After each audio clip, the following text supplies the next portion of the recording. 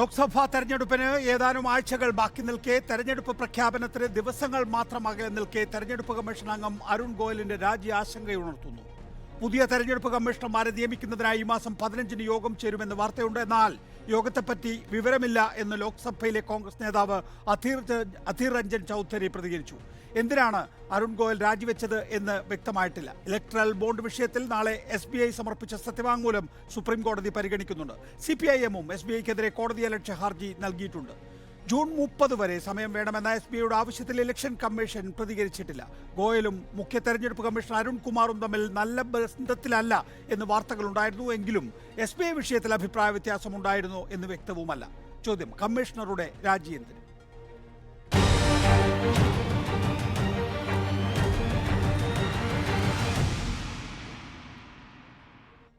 നമ്മോടൊപ്പം PDT ആചാര്യ, മുൻ Lok Sabha secretary general, KT Kunhikannan CPIM, KS Sabarinathan, ഒപ്പം തന്നെ KVS ഹരിദാസ് എന്നിവരാണ് നമ്മോടൊപ്പം ഉള്ളത്. ആദ്യം KVS ഹരിദാസ്, എന്തുകൊണ്ടാണ് ഒരു തെരഞ്ഞെടുപ്പ് കമ്മീഷൻ അംഗം വളരെ സുപ്രധാനമായ ഒരു കാലഘട്ടത്തിൽ തലമൊഴിഞ്ഞു പോയിട്ടും അത് വിശദീകരിക്കാൻ സർക്കാരിന് കഴിയാതെ പോകുന്നത്?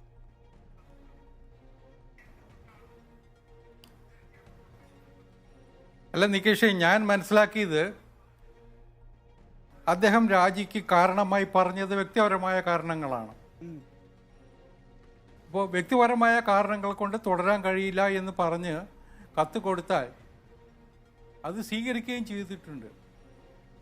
സ്വാഭാവികമായിട്ടും ഒരു തെരഞ്ഞെടുപ്പ് കമ്മീഷണറോ 2 തെരഞ്ഞെടുപ്പ് കമ്മീഷണർമാരോ ഇല്ലാതായതുകൊണ്ട് തെരഞ്ഞെടുപ്പ് കമ്മീഷൻ്റെ പ്രവർത്തനത്തെ ബാധിക്കാൻ പോകുന്നില്ല. നമുക്കറിയാം, പഴയ കാലത്ത് ഒരു കമ്മീഷണറേ ഉണ്ടായിരുന്നുള്ളൂ 90 വരെ.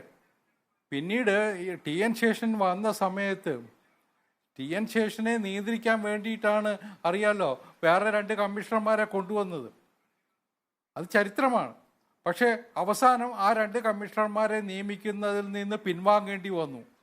പിന്നെ 93-ൽ നരസിംഹറാവു ഗവൺമെൻറ്റിൻ്റെ കാലഘട്ടത്തിലാണ് വേറെ 2 പേരെ കൂടി ചേർത്ത് 3 കമ്മീഷനാക്കി അത് മാറ്റിയത്. അതുകൊണ്ട് ഒരാളാണെങ്കിലും തെരഞ്ഞെടുപ്പ് പ്രവർത്തനങ്ങൾ സുഗമമായി നടക്കണം. ഇവിടെ ഒരംഗം ഫെബ്രുവരിയിൽ അദ്ദേഹത്തിൻ്റെ റിട്ടയർമെൻ്റ് ആയ സമയത്ത്, കാലാവധി കഴിഞ്ഞ സമയത്ത് ഒഴിഞ്ഞു മാറി. രണ്ടാമത്തെ ആൾ ഇന്നലെ രാജിവെക്കുകയും ചെയ്തു. ഈ നിലയിൽ നമുക്ക് പക്ഷെ ഗവൺമെൻറ്റിൻ്റെ മുമ്പിൽ ഒരു ഓപ്ഷനുണ്ട്. ഇങ്ങനെ ഒഴിവ് വന്നാൽ അത് നികത്താനുള്ള ഒരു സംവിധാനം ഉണ്ടായിട്ടുണ്ട്. അതിന് ഒരു സെർച്ച് കമ്മിറ്റി ഉണ്ട്. ആ സെർച്ച് കമ്മിറ്റി കൂടി പാനൽ നിശ്ചയിക്കുകയും അതിനുശേഷം പ്രധാനമന്ത്രി അധ്യക്ഷനായ കമ്മിറ്റി കൂടി ആളുകളെ നിയമിക്കാനുള്ള ആളുകളെ തിരഞ്ഞെടുക്കുകയും ചെയ്യുന്ന ഒരു സമ്പ്രദായമുണ്ട്. എനിക്ക് തോന്നുന്നു അത് ചെയ്യാൻ പ്രയാസമുണ്ടാകില്ല. അപ്പോൾ തെരഞ്ഞെടുപ്പ് പ്രഖ്യാപിക്കുന്നതിന് മുമ്പ് തന്നെ വേണമെങ്കിൽ ഈ 2 ഒഴിവുകൾ നികത്താൻ ഗവൺമെൻറ്റിന് കഴിയും. അതിനുള്ള നടപടിക്രമങ്ങൾ നടക്കുന്നു എന്നാണ് നികേഷ് നേരത്തെ സൂചിപ്പിച്ചതുപോലെ ഞാനും മനസ്സിലാക്കുന്നത്. ഏതായാലും നമുക്ക് കാത്തിരിക്കാം. ശരി, ദയവായി തുടരുക. KS ശബരിനാഥൻ, രാഷ്ട്രീയ പാർട്ടികൾ, പ്രത്യേകിച്ച് കോൺഗ്രസ് അടക്കമുള്ള രാഷ്ട്രീയ പാർട്ടികൾ പറയുന്നു അനിശ്ചിതത്വമാണ്, ആ അനിശ്ചിതത്വത്തിൽ ആശങ്കയുണ്ട്. നോക്കൂ, നേരത്തെ KVS ഇവിടെ വളരെ ലാഘവത്തോടു കൂടി കാര്യങ്ങൾ വിശദീകരിച്ചതുപോലെ തന്നെ ഇതിപ്പോൾ ഒരു സർക്കാർ വിലാസം സംവിധാനമാണ്. ആ സർക്കാർ വിലാസം സംവിധാനത്തിൽ 15-ാം തീയതി യോഗം ചേരുന്നു. ഇതേ അരുൺ ഗോയൽ എങ്ങനെയാണോ സ്ഥാനം ഏറ്റെടുത്തത്, അതായത് ഒരൊറ്റ ദിവസം കൊണ്ടാണ് ആ പ്രോസസ്സ് മുഴുവൻ കംപ്ലീറ്റ് ചെയ്തിട്ടുള്ളത്. അദ്ദേഹം IAS-ൽ നിന്ന് രാജിവെക്കുന്ന അടക്കമുള്ള പ്രസിഡന്റ് നോമിനേറ്റ് ചെയ്യുന്നുള്ള എല്ലാ പ്രോസസ്സും ഒറ്റ ദിവസം കൊണ്ടാണ്. അതുകൊണ്ട് കടുക്കനിട്ടവൻ പോയാൽ കമ്മലിട്ടവൻ വരും.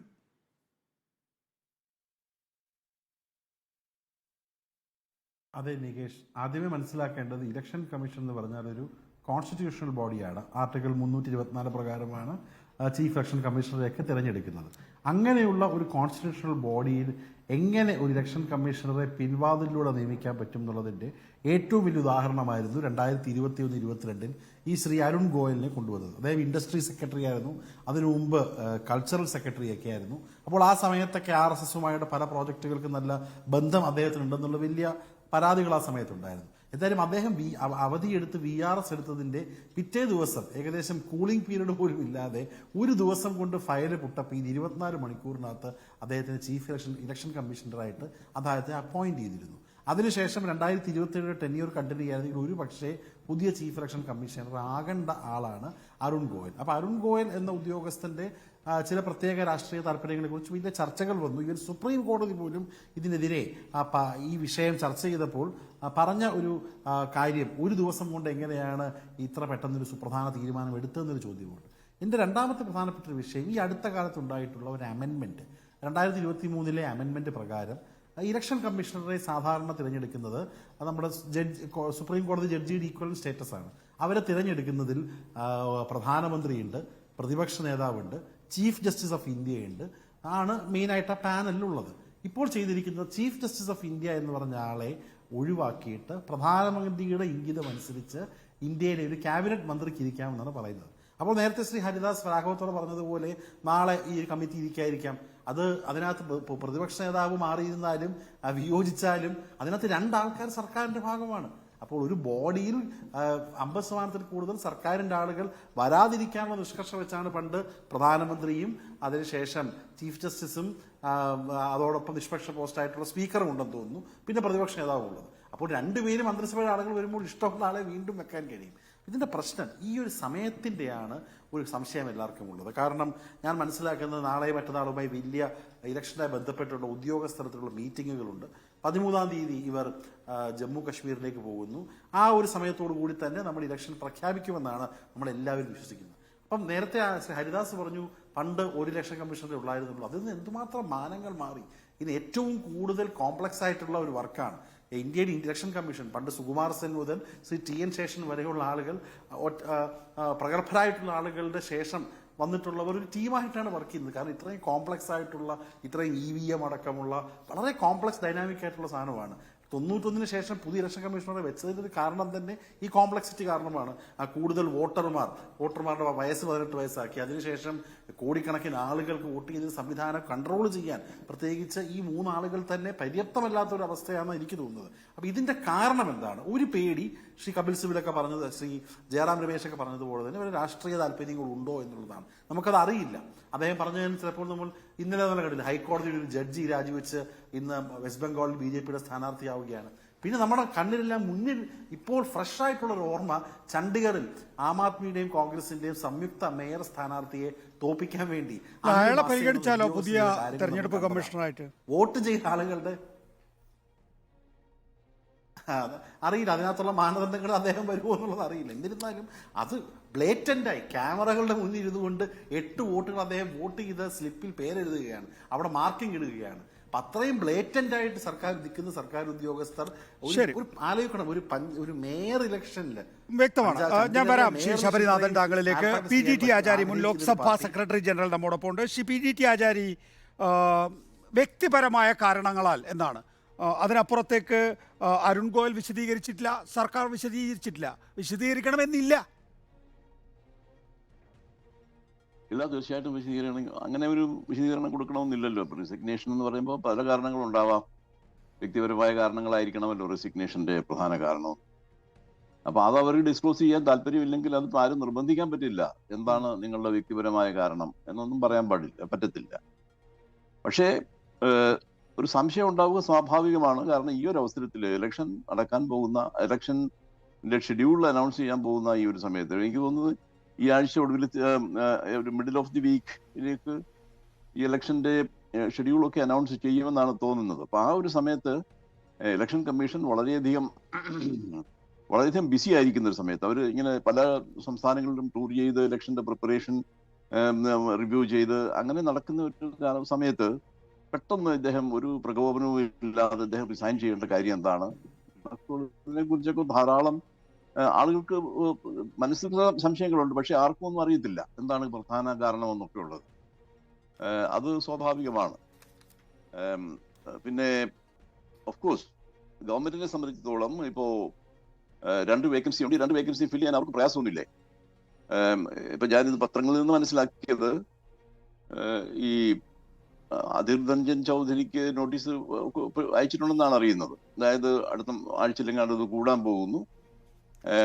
പാനല്, ഈ പുതിയ നിയമം അനുസരിച്ച് ഒരു പാനലുണ്ട്. പ്രൈം മിനിസ്റ്റർ, ഒരു ക്യാബിനറ്റ് മന്ത്രി, പിന്നെ leader of the opposition. Leader of opposition എന്ന് പറഞ്ഞാൽ ഏറ്റവും വലിയ പ്രതിപക്ഷ പാർട്ടിയുടെ നേതാവ്. അതെ, ഷിബി ടി ആചാര്യ, നോക്കൂ, വളരെ സുപ്രധാനമായ ഒരു ഘട്ടത്തിലാണ് ഈ തരത്തിൽ ഒരു ആകെയുള്ള 2 തെരഞ്ഞെടുപ്പ് കമ്മീഷണർമാരിൽ ഒരു തെരഞ്ഞെടുപ്പ് കമ്മീഷണർ രാജിവെച്ച് ഒഴിഞ്ഞു പോകുന്നത്. ആ രാജി എന്തിന് എന്ന് വിശദീകരിക്കപ്പെടാത്തത്. ഒന്ന്, ലോക്സഭാ തെരഞ്ഞെടുപ്പ് അങ്ങ് അല്പം മുമ്പ് ചൂണ്ടിക്കാണിച്ചതുപോലെ ഈ ആഴ്ച തെരഞ്ഞെടുപ്പ് പ്രഖ്യാപിക്കുമെന്നാണ് നമ്മൾ കരുതുന്നത്. ഇനി ഏതാനും ആഴ്ചകൾ മാത്രമേ 1ാം ഘട്ട തെരഞ്ഞെടുപ്പിന് ബാക്കിയുള്ളൂ. അതിനപ്പുറത്തേക്ക് നീട്ടാൻ സാധിക്കില്ല എന്ന് നമുക്കറിയാം. 2, നാളെ സുപ്രീം കോടതിയിലെ ഇലക്ട്രൽ ബോണ്ട് വിഷയം കണ്ടംപ്റ്റ് ഓഫ് കോർട്ടായി വരികയാണ്. BL അതുപോലെ തന്നെ ECOIയിൽ ഒക്കെ തന്നെയും BJPക്കാരായിട്ടുള്ള ഡയറക്ടർ ബോർഡ് മെമ്പർമാർ വന്ന വിഷയം ഇപ്പോഴും സജീവ ചർച്ചാ വിഷയമായി നിൽക്കുകയാണ്. അതുപോലെ തന്നെ ഈ പൊളിറ്റിക്കൽ എക്സിക്യൂട്ടീവ് കേന്ദ്ര സർക്കാർ തന്നെയാണ് യഥാർത്ഥത്തിൽ തെരഞ്ഞെടുപ്പ് കമ്മീഷനെ മുൻസീറ്റ് ഡ്രൈവ് നടത്തുന്നത് എന്ന് കോൺഗ്രസ്, ജയറാം രമേശ് അടക്കമുള്ളവർ നേരത്തെ അവരുമായിട്ട് ഏതെങ്കിലും തരത്തിൽ സംഘർഷമാണോ എന്നുള്ള ചോദ്യം. ഇത്തരം രാഷ്ട്രീയ ചോദ്യങ്ങൾക്ക് വിശദീകരണം നൽകാനുള്ള ധാർമ്മികമായ ബാധ്യത ഒരു ജനാധിപത്യ സർക്കാരിന് ഇല്ലേ? അതിപ്പോ അതില് നമ്മൾ ഇതിനെ ഒന്ന് അനലൈസ് ചെയ്യുകയാണെങ്കിൽ ഇപ്പോ ഒരു ഗവൺമെന്റ് എന്താണ് പറയാൻ പറ്റുന്നത്? റിസൈൻ ചെയ്ത ആൾ ഒരു പക്ഷേ പറയാം ഞാൻ എന്തുകൊണ്ടാണ് റിസൈൻ ചെയ്തതെന്നൊക്കെ ഉള്ളത്, പറയാതെ ഇരിക്കാം. അതിനപ്പുറത്ത് പിന്നെ ഗവൺമെന്റിന് അതിനൊരു വിശദീകരണം കൊടുക്കേണ്ട ആവശ്യമുണ്ടെന്ന് എനിക്ക് തോന്നുന്നില്ല അക്കാര്യങ്ങളിലൊന്നും. ഇത് രാജിവെച്ച ഇടയിൽ ചോദ്യം ചോദിക്കുന്നതുകൊണ്ട് ക്ഷമിക്കണം, ഈ രാജിവെച്ച ആൾക്ക് അത് പറയാൻ കഴിയാതെ പോകുന്ന സാഹചര്യം എന്താണ്? നോക്കൂ, നേരത്തെ അശോക് ലവാസ അദ്ദേഹം ഇതേപോലെ തന്നെ പ്രത്യേകിച്ച് 2019 ലോക്സഭാ തെരഞ്ഞെടുപ്പിൽ നരേന്ദ്രമോദിയുടെയും അമിത്ഷായുടെയും കാര്യത്തിലുണ്ടായിട്ടുള്ള വയലേഷൻസിൽ അദ്ദേഹത്തിൻ്റെതായ ഡിസന്റ് രേഖപ്പെടുത്തിയിരുന്നു. പിന്നീട് അദ്ദേഹത്തിന് അവിടെ തുടരാൻ സാധിച്ചില്ല. അദ്ദേഹത്തിൻ്റെ ഭാര്യയ്ക്കെതിരെ IT നോട്ടീസ് വരുന്നു, അദ്ദേഹത്തിൻ്റെത് പെഗാസസ് ലിസ്റ്റിലുണ്ടാകുന്നു, അദ്ദേഹത്തിൻ്റെ ഫോൺ നമ്പർ പെഗാസസ് ലിസ്റ്റിലുണ്ടാകുന്നു. പിന്നീട് അദ്ദേഹത്തെ മനിലയിലേക്ക് പറഞ്ഞയക്കുകയാണ് ചെയ്തത്, ADBയിലേക്ക്. എന്തുകൊണ്ടാണ് മുൻകാലങ്ങളിൽ ഇത്തരത്തിൽ സർക്കാരുമായൊക്കെ തന്നെയും ഏറ്റുമുട്ടിയ തെരഞ്ഞെടുപ്പ് കമ്മീഷണർമാരുണ്ട്. പക്ഷേ ഇപ്പോഴത്തെ തെരഞ്ഞെടുപ്പ് കമ്മീഷണർമാർ ഏറ്റുമുട്ടി തോറ്റ് പിൻവാങ്ങുകയാണ്. അവർക്ക് വാ തുറക്കാനുള്ള സാഹചര്യം ഇല്ലാത്തത് എന്തുകൊണ്ടാണ്?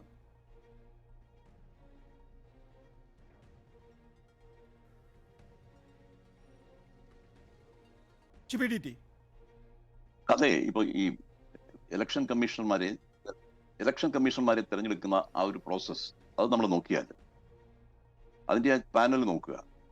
Selection panel, prime minister, cabinet minister, അതുപോലെ തന്നെ ലീഡർ ഓഫ് ദി ഓപ്പോസിഷൻ, 3 പേരാണ്. അതിൽ മെജോറിറ്റിയുടെ ഒപ്പീനിയനാണ് ക്യാരി ചെയ്യുന്നത്. എനിക്ക് തോന്നുന്നത് അപ്പോൾ ഇവരൊക്കെ ക്യാബിനറ്റ് സെക്രട്ടറിയുടെ ലെവലിൽ ആക്കി മാറ്റിയിരിക്കുകയാണ് ഇപ്പോഴത്തെ പുതിയ നിയമം അനുസരിച്ച്. നേരത്തെ സുപ്രീം കോടതി ജഡ്ജസിന്റെ ശമ്പളം എന്നൊക്കെയായിരുന്നു പറഞ്ഞിരുന്നു, സുപ്രീം കോടതി ജഡ്ജസിന്റെ സ്റ്റാറ്റസ് എന്നൊക്കെയായിരുന്നു പറഞ്ഞത്. ഇപ്പൊ അതല്ല. ഇപ്പൊ അത് മാറ്റിയിട്ട് ക്യാബിനറ്റ് സെക്രട്ടറി, അതായത് ക്യാബിനറ്റ് സെക്രട്ടറിയിൽ secretary general Lok Sabha, secretary general Rajya Sabha, ഇവരുടെയൊക്കെ ഒരു പൊസിഷനിലേക്കാണ് ഇപ്പൊ ഇവരെ കൊണ്ടുവന്നിരിക്കുന്നത്. വാസ്തവത്തിൽ സെക്രട്ടറി ജനറൽ ലോക്സഭ തെരഞ്ഞെടുക്കുന്നത് ഇതിനേക്കാൾ കൂടെ മെച്ചമായ ഒരു പാനലാണ്. പ്രധാനമന്ത്രിയും സ്പീക്കറും ലീഡർ ഓഫ് ദി ഓപ്പോസിഷനും കൂടെ എന്നെ സെക്രട്ടറി ജനറലായിട്ട് തെരഞ്ഞെടുത്തത് അങ്ങനെ ഒരു പാനലായിരുന്നു. പ്രധാനമന്ത്രിയും സ്പീക്കറും പിന്നെ ലീഡർ ഓഫ് ദി ഓപ്പോസിഷനും, ഈ 3 പേരും കൂടാണ്. ഇപ്പൊ അതല്ല. പ്രധാനമന്ത്രി, ഒരു ക്യാബിനറ്റ് മന്ത്രിയും പിന്നെ ലീഡർ ഓഫ് ദി ഓപ്പോസിഷൻ, ഇങ്ങനെ ഉള്ള ഒരു പാനലാണല്ലോ ഇപ്പോഴുള്ളത്. അപ്പൊ ഗവൺമെന്റിന് ഭൂരിപക്ഷമുള്ള ഒരു പാനൽ എന്ന് പറയുമ്പോൾ തന്നെ ഗവൺമെന്റ് ഒരു അണ്ടർസ്റ്റാൻഡിങ്, ഒരു അസസ്മെന്റ് ഉണ്ട് ഓരോ ഓഫീസർമാരെ കുറിച്ചും. ഇപ്പൊ ഓഫീസർമാർ ഇപ്പൊ EC ആയാലും CEC ആയാലും ഇവരൊക്കെ വരുന്നത് ഗവൺമെന്റ് തലത്തിൽ നിന്നാണ്. അങ്ങനെ വരാൻ പറ്റുള്ളൂ. കാരണം ഒന്നുകിൽ സെക്രട്ടറി അല്ലെങ്കിൽ സെക്രട്ടറി ലെവലിലുള്ള ഉദ്യോഗസ്ഥന്മാർ. അപ്പൊ ഈ ഉദ്യോഗസ്ഥന്മാരിൽ നിന്ന് മാത്രമാണ് ഈ സെലക്ഷൻ നടക്കുന്നത്. ഉദ്യോഗസ്ഥന്മാരൊക്കെ എന്ന് പറഞ്ഞു കഴിഞ്ഞാൽ എന്നും നിലവിലിരിക്കുന്ന ഗവൺമെന്റുകളെ സഹായിക്കുകയും അവരോട് ചേർന്ന് പ്രവർത്തിക്കുകയും ചെയ്യുന്ന ആളുകളാണ്. പക്ഷേ എല്ലാ കാലങ്ങളിലും അങ്ങനെ തന്നെയാണല്ലോ. അതെ. അപ്പൊ ആ രീതിയിൽ അവരിൽ നിന്നാണ് ഇപ്പൊ ഈ പാനൽ സെലക്ട് ചെയ്ത് വിടുന്നത്. കോഴ്സ് അവർക്ക് ഈ പാനലിന്റെ അപ്പുറത്തും പോയി വേറെ ആളുകളെയും വേണമെങ്കിൽ സെലക്ട് ചെയ്യാവുന്നുണ്ട്. പക്ഷെ എന്നിരുന്നാലും സാധാരണഗതിയിൽ ഞാൻ കണ്ടിട്ടുള്ളത്, നമ്മുടെ ഒരു അനുഭവം എന്ന് പറയുന്നത് എല്ലാം സെക്രട്ടറിമാരുടെ ലെവലിൽ നിന്നാണ് CEC എന്നൊക്കെ പറഞ്ഞ ആളുകളെ അപ്പോയിന്റ് ചെയ്യുന്നത്. അവൻ ജീവിതകാലം മുഴുവൻ ഗവൺമെന്റിനെ സെർവ് ചെയ്യുന്ന ആളുകളാണ് അവർ. നേരത്തെ ഇവിടെ ശ്രീ KV ഹരിദാസ് ചൂണ്ടിക്കാണിക്കുകയായിരുന്നു, മുൻകാലങ്ങളിൽ ഒരു തെരഞ്ഞെടുപ്പ് കമ്മീഷണർ മാത്രമേ ഉണ്ടായിരുന്നുള്ളൂ. പിന്നീട് ടി എൻ ശേഷൻ്റെ കാലഘട്ടത്തിൽ ടി എൻ ശേഷൻ്റെ അധികാരം ലഘൂകരിക്കുന്നതിന് വേണ്ടിയിട്ട് രണ്ടുപേരെ കൂട്ടിച്ചേർക്കുകയായിരുന്നു എന്ന്. അങ്ങനെ ഒരു മുഖ്യ തെരഞ്ഞെടുപ്പ് കമ്മീഷണർ ഉണ്ടായാൽ സാങ്കേതികമായി തെരഞ്ഞെടുപ്പ് നടത്താൻ കഴിയും എന്നുള്ളത് നമുക്കറിയാവുന്നത് കൊണ്ട് തന്നെ ഈ 15-ാം തീയതി പുതിയ കമ്മീഷണർമാർ വരും എന്ന് ഇപ്പോൾ ഏതാണ്ട് തീരുമാനിക്കപ്പെട്ടിട്ടുള്ളത് കൊണ്ട് തന്നെ ഇതിനകത്ത് സാങ്കേതികമായ ഒരു തടസ്സവുമില്ല, ചില ചോദ്യങ്ങൾ ഉയർത്താമെന്ന് മാത്രമേ ഉള്ളൂ. ഭരണഘടനാപരമായിട്ട് ഇലക്ഷൻ കമ്മീഷൻ എന്ന് പറഞ്ഞാൽ ചീഫ് ഇലക്ഷൻ കമ്മീഷണർ ഉണ്ടെങ്കിൽ ഇലക്ഷൻ കമ്മീഷനായി, അങ്ങനെയാണ്. പിന്നെ മറ്റ് ഇലക്ഷൻ കമ്മീഷണേഴ്സിനെ അത് പ്രസിഡന്റിന് യുക്തം പോലെ തീരുമാനിക്കുക, എത്ര വേണം, 3 വേണോ 5 വേണോ എന്നൊക്കെ ഉള്ളത് അവർക്ക് പ്രസിഡന്റിന് തീരുമാനിക്കാം. പ്രസിഡന്റ് എന്ന് പറയുമ്പോൾ ഗവൺമെന്റ് ഓഫ് ഇന്ത്യ, അവരാണ് തീരുമാനിക്കേണ്ടത്. അപ്പോ ഇപ്പോ 1952 ആദ്യമായിട്ട് ഈ ഇലക്ഷൻ കമ്മീഷൻ ഇലക്ഷൻ നടക്കുമ്പോൾ അന്നുണ്ടായിരുന്ന വോട്ടേഴ്സിന്റെ സംഖ്യ എന്ന് പറഞ്ഞാൽ 17 കോടി മാത്രമേ ഉണ്ടായിരുന്നുള്ളൂ. ഇന്നിപ്പോ 98 കോടി ജനങ്ങളാണ്, 98 കോടി വോട്ടേഴ്സാണ് ഈ രാജ്യത്തുള്ളത്. 98 കോടി 950 മില്യൺ വോട്ടേഴ്സിന്റെ പാർട്ടിസിപ്പേഷൻ ഉള്ള ഒരു വലിയ സംരംഭമാണിത്. അപ്പൊ അവിടെ നാച്ചുറലി ഇലക്ഷൻ കമ്മീഷൻ എന്ന് പറയുമ്പോൾ അത് അവർക്ക് ഈ കാര്യങ്ങൾ ഒരുപാട് കോംപ്ലക്സിറ്റി വന്നിരിക്കുന്ന ഒരു ഏർപ്പാടാണ് ഈ ഇലക്ഷൻ എന്നൊക്കെ പറയുന്നത്. ഇപ്പോഴ് 1952 ഇലക്ഷന്റെ ഒരു സാഹചര്യമൊന്നും അല്ലല്ലോ ഇപ്പോഴുള്ളത്. വളരെ സങ്കീർണതകൾ അടങ്ങുന്ന ഒരു കാര്യമാണ്. അതുകൊണ്ട് തന്നെ ഈ കാര്യങ്ങളൊക്കെ ഭംഗിയായി ഫെയറായി നടത്തണം.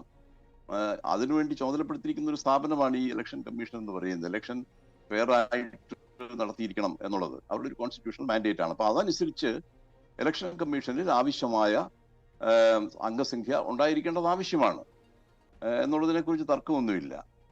സാങ്കേതികമായിട്ട് പറഞ്ഞു കഴിഞ്ഞാൽ ചീഫ് ഇലക്ഷൻ കമ്മീഷൻ ഉണ്ടെങ്കിൽ ഇലക്ഷൻ കമ്മീഷനായി കോൺസ്റ്റിറ്റ്യൂഷന്റെ 324 വകുപ്പ് അനുസരിച്ച് അതിന് പ്രശ്നമൊന്നുമില്ല. പക്ഷെ അതല്ലല്ലോ നമ്മൾ അതിന്റെ ഒരു പ്രായോഗികമായി നോക്കിയാല് 98 കോടി ജനങ്ങൾ വോട്ട് ചെയ്യുന്ന ആ ഒരു പരിപാടി, അപ്പൊ അതൊക്കെ പൂർണ്ണമായി കൈകാര്യം എന്തുമാത്രം ഒബ്ജക്ഷൻസ് വരാം, എന്തുമാത്രം പ്രശ്നങ്ങൾ ഉണ്ടാവാം ഈ ഇലക്ഷന്റെ സമയത്തൊക്കെ, ഇലക്ഷന് മുമ്പ് ഈ പ്രചരണ സമയത്ത് ഇതിനൊക്കെ അപ്പോഴപ്പോൾ തീരുമാനം എടുക്കേണ്ടതാണ്. കാരണം ഇലക്ഷന്റെ ഒരു പ്രോസസ് ആരംഭിച്ചു കഴിഞ്ഞാൽ യാതൊരു വിധമായ തടസ്സങ്ങളും ഉണ്ടാവാൻ പാടില്ല, ഇലക്ഷൻ സ്മൂത്ത് ആയിട്ട് പോകണം എന്നുള്ളതാണ് ഈ ഇവിടെ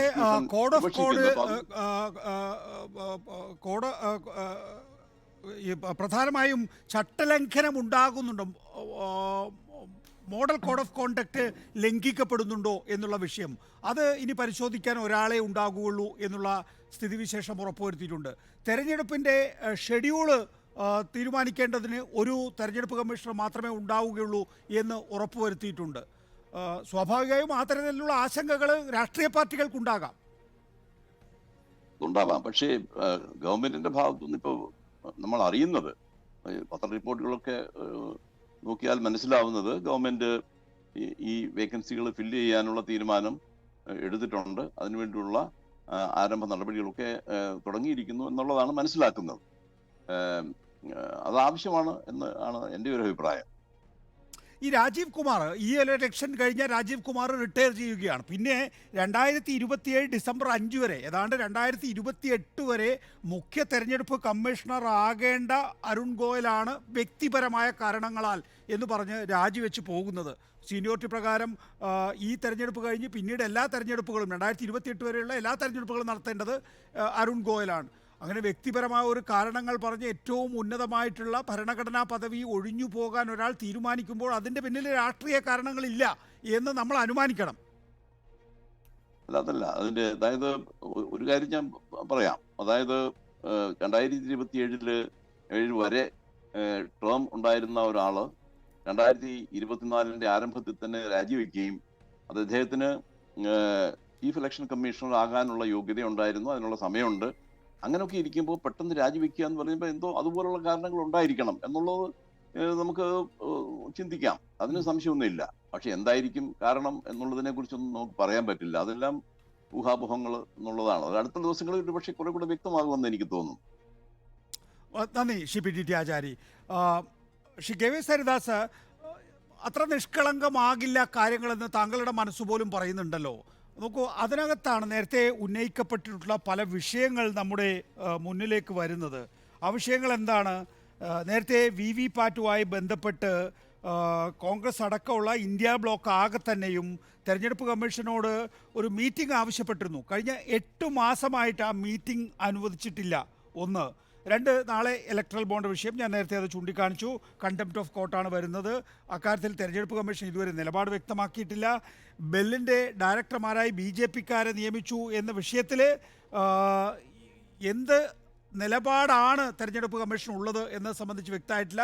ഇവർക്ക് രണ്ടുപേർക്കുമിടയിൽ, അരുൺ ഗോയലിനും രാജീവ് കുമാറിനും ഇടയിൽ ഏതെങ്കിലും തരത്തിൽ അതുമായി ബന്ധപ്പെട്ട അഭിപ്രായ വ്യത്യാസം ഉണ്ടോ എന്നുള്ള കാര്യവും നമുക്കറിയില്ല. അങ്ങനെ ഞാൻ വേണമെങ്കിൽ അത് ലിസ്റ്റ് ചെയ്ത് വായിക്കാം. KVS ഹരിദാസ്, ഇത്രയധികം തെരഞ്ഞെടുപ്പ് കമ്മീഷൻ സുതാര്യമല്ലാതായ ഏർപ്പാട് ആയി മാറിയ ഒരു കാലഘട്ടം വേറെ KVS ഹരിദാസിന് ഓർമ്മയുണ്ടോ?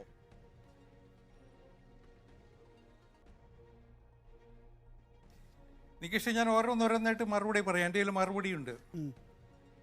ആദ്യം ശബരി ഉന്നയിച്ച ഒരു പ്രധാനപ്പെട്ട കാര്യമുണ്ട്. അദ്ദേഹം പറയുന്നത് ഇപ്പോൾ കേന്ദ്രം പുതിയ അല്ലെങ്കിൽ പാർലമെന്റ് പാസാക്കിയ പുതിയ നിയമത്തിനെ കുറിച്ചാണ്. 2023 ഇലക്ഷൻ കമ്മീഷന്റെ കേസ് സുപ്രീം കോടതിയുടെ ഭരണഘടനാ ബെഞ്ചിന് മുമ്പിൽ വന്നത്. ജസ്റ്റിസ് KM ജോസഫിന്റെ അധ്യക്ഷതയിലുള്ള ബെഞ്ചുമായിരുന്നു. പേരെടുത്ത് പറയൂ. ആ ബെഞ്ചിന്റെ വിധിയില്, ആ വിധിന്യായത്തിലെ ഒരു ചെറിയ വരി, 2 വരി വായിച്ചാൽ കാര്യങ്ങൾ ബോധ്യവും. President appoint the election commissioners on the advice of a committee consisting of PM, LOP and CGI. This practice will be enforced until a law in this regard is made by the parliament. Parliament ഇത് സംബന്ധിച്ച ഒരു നിയമം നിർമ്മിക്കുന്നത് വരെ ഈ 3 പേരടങ്ങുന്ന സമിതിയാണ് കമ്മീഷണർമാരെ നിയമിക്കേണ്ടത് എന്നാണ് അതിലെ വിധിന്യായം. കാരണം ഇലക്ഷൻ കമ്മീഷൻ സുപ്രീം കോടതി പരിശോധിച്ചത് ഈ നിയമിക്കുന്നത് സംബന്ധിച്ചൊരു വ്യക്തത നിയമത്തിൽ ഉണ്ടായിരുന്നില്ല. അത് വ്യക്തത വരുത്തണം എന്നാണ് സുപ്രീം കോടതി ആവശ്യപ്പെട്ടത്. അതിന് വ്യക്തത വരുത്തിയാണ് ഗവൺമെന്റ് ചെയ്തത്, പാർലമെന്റ് നിയമം പാസ്സാക്കിയത്. അതിൽ വ്യക്തത എന്താ? പ്രധാനമന്ത്രിയും ഒരു മന്ത്രിയും അതുപോലെ തന്നെ LOPയും കൂടി ചേർന്നിട്ടുള്ള ഒരു സമിതി നിർദ്ദേശിക്കണം. അതിനേക്കാൾ ഉപരി നേരത്തെ ഒരു പ്രശ്നം ക്യാബിനറ്റ് സെക്രട്ടറിയുടെ നേതൃത്വത്തിലുള്ള സെർച്ച് കമ്മിറ്റിയാണ് നേരത്തെ ഉണ്ടായിരുന്നത്. അത് പോരാ എന്ന് സുപ്രീം കോടതി ചൂണ്ടിക്കാണിച്ചു. അതുകൊണ്ട് ലോ മിനിസ്റ്റർ അധ്യക്ഷനായിട്ടുള്ള സെർച്ച് കമ്മിറ്റി, അതിൽ ഹോം സെക്രട്ടറി ഉണ്ട്, DOPTയുടെ സെക്രട്ടറിയും ഉണ്ട്. ഇവർ 3 പേരടങ്ങുന്ന കമ്മിറ്റിയാണ് 5 പേരുടെ പാനൽ ഈ പ്രധാനമന്ത്രി അധ്യക്ഷനായിട്ടുള്ള കമ്മിറ്റിയുടെ മുമ്പിൽ വയ്ക്കുക. അപ്പോൾ ഇതാണ് പുതിയ നിയമം. ഇത് സുപ്രീം കോടതിയുടെ വിധിയുടെ പശ്ചാത്തലത്തിലാണ്. സുപ്രീം കോടതി ആവശ്യപ്പെട്ടതനുസരിച്ചിട്ട, അല്ലാതെ സുപ്രീം കോടതി വിധി മറികടക്കാൻ വേണ്ടിയിട്ടല്ല. തെറ്റിദ്ധരിപ്പിക്കുന്ന മട്ടിൽ നമ്മൾ ഇവിടെ സംസാരിച്ചു കൂടാ. രണ്ടാമത്തെ ഒരു പ്രശ്നം ഇപ്പോൾ സൂചിപ്പിക്കുന്നത്, അരുൺ ഗോയലിന് കാലാവധി ഉണ്ടായിരുന്നല്ലോ, പിന്നെ എന്തിന് രാജിവെച്ചു പോയി? ശരിയാണ്, അദ്ദേഹത്തിന് കാലാവധി ഉണ്ടായിരുന്നു. അദ്ദേഹത്തെ നിയമിച്ച സമയത്ത് വലിയ കോലാഹലം ഉണ്ടായല്ലോ ഇവിടെ. അദ്ദേഹത്തിന്റെ നിയമനത്തെ അല്ലേ ചോദ്യം ചെയ്തുകൊണ്ടല്ലേ സുപ്രീം കോടതി പോയത്. ആ സമയത്ത്, ആ പശ്ചാത്തലത്തിൽ അദ്ദേഹം മാറി നിൽക്കട്ടെ എന്ന് അദ്ദേഹം തന്നെ തീരുമാനിച്ചതായിരിക്കും. താൻ മാറി നിൽക്കുന്നത് നല്ലതാണെന്ന് ഒരുപക്ഷെ അദ്ദേഹം തീരുമാനിച്ചതാണെങ്കിലോ ആയിക്കോട്ടെ, എനിക്കറിയില്ല. പക്ഷെ വ്യക്തിപരമായ കാരണങ്ങളാണ്. ഏതായാലും KVS കഴിക്കുന്ന ഭക്ഷണം തന്നെയല്ലേ നമ്മളൊക്കെ കഴിക്കുന്നത്. അല്ല, ഞാൻ ചോദിച്ചത് അദ്ദേഹത്തിന് ചീഫ് ഇലക്ഷൻ കമ്മീഷണർ ആവാനുള്ള സൗകര്യം ഉണ്ടായിരുന്നു. 2026 വരെ തുടരാനുള്ള മാൻഡേറ്റ് ഉണ്ടായിരുന്നു. അതൊക്കെ ഉപേക്ഷിച്ചിട്ട് അദ്ദേഹം പോയത് എന്തുകൊണ്ടായിരിക്കും? അത് അദ്ദേഹമാണ് പറയേണ്ടത്. അദ്ദേഹം രാജിവെച്ചു. പകരം അവിടെ അരുൺ ഗോയൽ എന്ന വ്യക്തി അവിടെ തെരഞ്ഞെടുപ്പ് കമ്മീഷണറായി വന്നതിനെതിരെ അല്ല സുപ്രീം കോടതിയിൽ ഹർജി പോയിട്ടുള്ളത്. ആ നിയമനത്തിനെതിരെയാണ്. ആ നിയമനം നടത്തിയത് ആരാണ്? കേന്ദ്ര സർക്കാരാണ് നിയമനം നടത്തിയത്. അതാണ് നേരത്തെ ശബരിനാഥ് നേരത്തെ ചൂണ്ടിക്കാണിച്ചത്. ഒറ്റ ദിവസമാണ് ആ പ്രോസസ്സ് നടന്നത് എന്ന്. ആ ഒരൊറ്റ ദിവസത്തെ പ്രോസസ്സ് അത് ശരിയായ നടപടിക്രമമായിരുന്നില്ല എന്ന് ചൂണ്ടിക്കാണിച്ചാൽ അത് സുപ്രീം കോടതി ആ ഹർജി തീർപ്പാക്കി കഴിഞ്ഞ കാര്യമാണ്. അതിനകത്ത് ഈ വാചകം എഴുതി വെച്ചിട്ടുണ്ട്. ആ വാചകമാണ് നേരത്തെ ശബരിനാഥൻ വായിക്കുകയും ചെയ്തിട്ടുള്ളത്. അതുകൊണ്ട് മുമ്പേ വന്ന ഒരു സുപ്രീം കോടതി വിധിയിൽ ശനിയാഴ്ച രാത്രി അദ്ദേഹം രാജിവെക്കണമെന്നും KVS പറയാം. പക്ഷേ അത് അരിഭക്ഷണം കഴിക്കുന്ന ആർക്കും മനസ്സിലാക്കാനും വിശ്വസിക്കാനും പ്രയാസമാണ് ശ്രീ KVS. ഞാൻ അത് അങ്ങയിലേക്ക് വരാം. കൂട്ടിച്ചേർക്കാനുള്ള സമയമുണ്ട് താങ്കൾക്ക്. അല്ല നികേഷ്, ഒരു മിനിറ്റ് കൂടി നികേഷ്, ഒരു മിനിറ്റ് കൂടി നികേഷേ. ഞാനിത് പറയാൻ കാരണം വേറൊരു റീസൺ നമ്മുടെ മുമ്പിലില്ല. അദ്ദേഹം പറയുന്നു വ്യക്തിപരമായ കാരണങ്ങളാലാണ് എന്ന്. ഇനി വിശദീകരിക്കേണ്ടത് അദ്ദേഹത്തിൻ്റെ ചുമതലയാണ്. രാജിക്കത്ത് കിട്ടിയാൽ തെരഞ്ഞെടുപ്പ് അടുത്തിരിക്കുന്ന പശ്ചാത്തലത്തിൽ ബദൽ സംവിധാനം ഉണ്ടാക്കാനുള്ള ചുമതല ഗവൺമെന്റിനുണ്ട്. ആ ബദൽ സംവിധാനം ഉണ്ടാക്കാനുള്ള പ്രക്രിയ സർക്കാർ ആരംഭിച്ചു എന്നാണ് അങ്ങനെ പറഞ്ഞു പോകാതെ നോക്ക്. അതാ ഞാൻ നേരത്തെ PDT ആചാര്യോടുള്ള ചോദ്യത്തിൽ ഉന്നയിച്ച വിഷയം. മുൻകാലങ്ങളിലും നമ്മൾ തെരഞ്ഞെടുപ്പ് കമ്മീഷണർമാരും സർക്കാരും തമ്മിലുള്ള ഏറ്റുമുട്ടൽ കണ്ടിട്ടുണ്ട്. എന്തിനാ മറച്ചു വെക്കുന്നത്? കോൺഗ്രസ് ഭരണകാലഘട്ടത്തിലാണ് ഈ തെരഞ്ഞെടുപ്പ് കമ്മീഷനെ പരമാവധി ഉപയോഗപ്പെടുത്തുന്ന രീതിയിലുള്ള ആരോപണങ്ങൾ വന്നിട്ടുള്ളത്. ആ ഘട്ടത്തിൽ തെരഞ്ഞെടുപ്പ് കമ്മീഷണർമാർ നേരിട്ട് ഏറ്റുമുട്ടിയ ചരിത്രമുണ്ട്. പക്ഷേ ഇവിടെ അങ്ങനെ അല്ല സംഭവിക്കുന്നത്. അശോക് ലവാസയുടെ കാര്യത്തിനകത്ത് സംഭവിച്ചിട്ടുള്ള എന്താണ്? അദ്ദേഹത്തിൻ്റെ വ്യക്തിപരമായ ഫോൺ പെഗാസസ് വെച്ച് ചോർത്തി. അദ്ദേഹത്തിൻ്റെ ഭാര്യ ഒരു ഫ്ലാറ്റ് മേടിച്ചു എന്ന് പറഞ്ഞ് ഇൻകം ടാക്സ് നോട്ടീസ് വന്നു. അതിനുശേഷമാണ് അവിടെ നിൽക്കാൻ കഴിയില്ല. ഇതേ ലവാസക്ക് വേണമെങ്കിൽ മുഖ്യ തെരഞ്ഞെടുപ്പ് കമ്മീഷണറായി തുടരാമായിരുന്നു. ആ മുഖ്യ തെരഞ്ഞെടുപ്പ് കമ്മീഷണർ ആകേണ്ട അശോക് ലവാസയെ എവിടേക്ക് മാനിലയിലേക്ക് ഓടിച്ചു, ADBയുടെ ഏതോ ഉദ്യോഗസ്ഥനാക്കിയിട്ട്.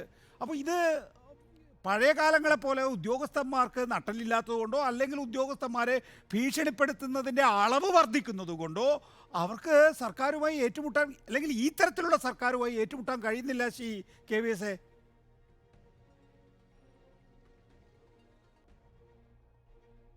അല്ല നികേഷേ, ഞങ്ങളാരും ഇലക്ഷൻ കമ്മീഷനിൽ മാത്രമല്ല ഇത്തരം ഭരണഘടനാ സ്ഥാപനങ്ങളിലൊന്നും കയറി ഇടപെടുന്നില്ല. അതൊക്കെ ഒരു കമ്മ്യൂണിസ്റ്റ് സിദ്ധാന്തമാണ്. പണ്ട് ഇന്ദിരാഗാന്ധി ഇതൊക്കെ ചെയ്തിട്ടുണ്ട്. ഇന്ദിരാഗാന്ധി ഇവരെയൊക്കെ മുട്ടുകുത്തി നിർത്തിയിട്ടാണ് ഓരോ കാര്യങ്ങൾ ചെയ്യിച്ചിരുന്നതെന്ന് നമുക്കറിയാം.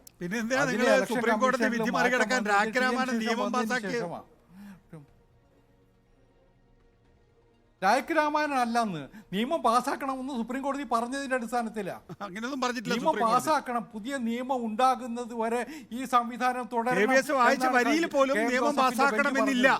അല്ലാതെ സ്വാഭാവികമായും സുപ്രീം കോടതിക്ക് എന്താ പിന്നെ നിയമം പാസ്സാക്കിയാലും ഈ വിധി നിലനിൽക്കുമെന്ന് പറയാൻ സുപ്രീം കോടതിക്ക് എന്താ അധികാരം? KVS എന്താ ഈ പറയുന്നത്? അല്ല, until a law in this regard is made by the parliament, പിന്നെ എന്താ? Until a law is made by the parliament, നമ്മുടെ ഭരണ രീതി അതാണ്. ഒരു നിയമനിർമ്മാണം വരുന്നത് വരെ മാത്രമേ സുപ്രീം കോടതിയുടെ വിധി നിലനിൽക്കുള്ളൂ.